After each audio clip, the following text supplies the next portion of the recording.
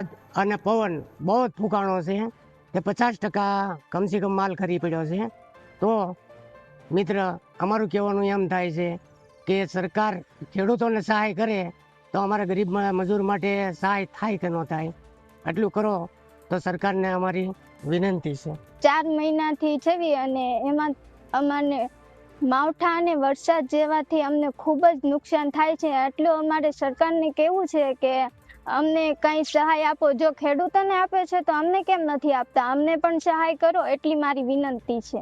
આંબાના ઇજારાઓ રાખતા હોય છે 4 મહિના 5 મહિના એની ઘર પરિવાર છોડીને એની મહેનત જે હોય છે એ લોકો જે છે એ વ્યાજે પૈસા લાવી અને આ ખેતી કરતા હોય છે, બાગાયત ખેતી સાથે સંકળાયેલા હોય છે અને મહેનત મજૂરી કરતા હોય છે. તો સરકાર જો આ બાબતે કંઈક ધ્યાન આપે તો એ આ લોકોને એક પ્રોત્સાહન મળશે. બીજા નંબરમાં આ લોકોને જે છે એ નુકસાની પણ ન ભોગવવી પડે.